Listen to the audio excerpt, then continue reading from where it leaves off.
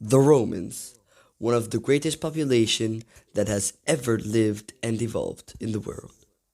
They built and led the most important empire in history. Their culture has arrived to us, also in Britain. Welcome, everybody. Today we will open your eyes to the Roman beauty in the UK. We have prepared a journey for you with different destinations all around Great Britain. Welcome to everybody. Fishbourne Roman Palace is the largest Roman villa north of the Alps, which lies in the village of Fishbourne near Chichester in West Sussex.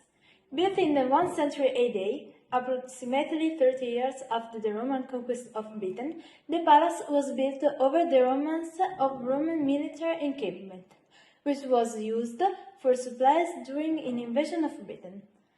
Both the architect and the owner of the palace are unknown, but over the years different hypotheses have been made. The most supported claims that it was the residence of Prince Tiberius Claudius Cododubnus, who is mentioned in Agricola by Tacitus and in a commemorative inscription of Neptune and Minerva temple found in Chichester. Another hypothesis refers to Sallusti Lucullo, a Roman general who ruled in Britain in the 1st century AD. Anyway, in about 2080 AD, the palace was damaged by a fire and forsaken. The structure is rectangular and is divided into 4 residential wings, surrounding a courtyard garden. It includes a large ceremonial reception room, an assembly hall, and a gallery.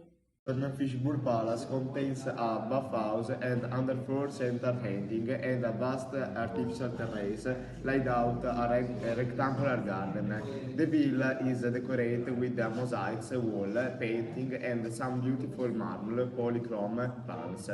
The most famous piece of art, which is located in the villa, is a mosaic, which represents some dolphin. Interesting facts about Fishbourne Roman Palace are: the Fishbourne Roman Palace had an underground heating system known as coast, which allowed for heating up the rooms in winter. One of the main rooms of the Fishbourne Roman Palace was decorated with murals featuring geometric and figurative motifs, which have since been restored and can be seen during a visit to the museum. The site houses a wide range of exotic plants and animals, including palms, pines, and an orchard with apples, pears, and cherries. The Fishbone Villa was equipped with an advanced drainage system that ensured that drinking water was kept clean and safe. Over the years, the site has been visited by many prominent people, including Queen Elizabeth II and Prince Philip, who made an official visit in 1961. Here we are in the town of Bath in the west of England. The town is famous for being an ancient Roman thermal complex built by the Emperor Vespasian in 75 AD. The name derives from the fact that it was the only source of thermal water in Great Britain. That was the ultimate reason for its foundation. The beneficial qualities of the local waters were known since the time of the Celts, who also built a temple on the site dedicated to goddess Sulis, known by the Romans as Minerva. Roman baths were public buildings open to everyone, and they were a meeting place for the people. Currently, the largest amphitheater ever found in Britain, only half of the site has actually been excavated. It is thought that the arena was rebuilt more than once, and that the remains of the current amphitheater date from around 280 AD. At its peak, that the amphitheater could have seated up to 8,000 people. The amphitheater was an elliptical building used for public performances. In antiquity, it was used for gladiator games and for fights between gladiators and ferocious animals. The first amphitheater is believed to have been a simple structure built by Legio II Auditrix during their brief posting in Chester at some point in the late 70s, but was soon rebuilt by Legio XX Valeria Trix when Legio II Auditrix were posted to the Danube region in 86. The Chester Roman amphitheater was built in the late 1st century AD, when many such buildings were being constructed throughout the Roman Empire.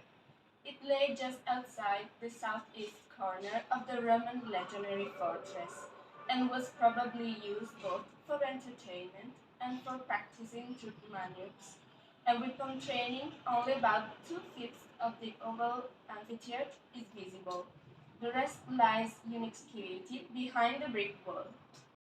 Excavations in the 1960s suggested that the building was originally constructed entirely of wood, but further archaeological investigation in 201 cast doubt on this theory. The stair structure seen today had an outer wall 9 feet, 2.7 meters, thick, marked out by concrete slabs set in the grass. Inside it ran a corridor linking the entrances that led to stairways, taking the spectators up into the sitting area. It is a peculiarly English myth that the amphitheater would have been primarily for military training and drill. All the evidence recorded from excavation shows that it was used for cockfighting, bullbaiting, and combat sports, including classical boxing, wrestling, and probably most importantly, gladiatorial combat. Among the ancient Romans, the amphitheater was a building intended for gladiatorial games and other spectacles that, requiring adequate space, took place in a central elliptical-shaped arena, while spectators watched from seats arranged in tiers all around. Hello Antonio and hello to our audience. Today we are in the country of Colombia to visit the Hardknott Roman fort, an archaeological site located in the district national park. Built between AD 120 and AD 138 during the reign of Emperor Adrian, the fort was used to defend the road on the coast to Ambleside and served as a secure place.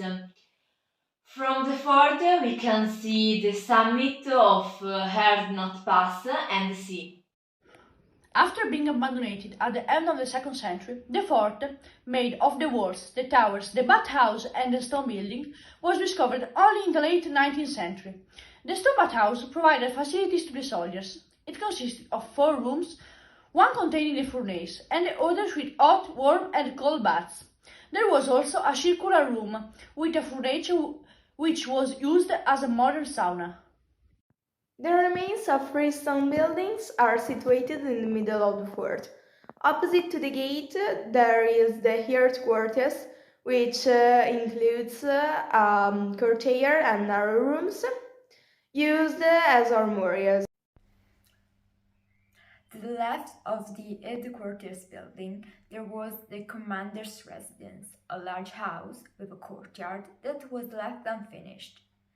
Fortification with large ditches that crosses the whole width of the island, from the ancient Roman fort of Saguntum until the city of Wallsend.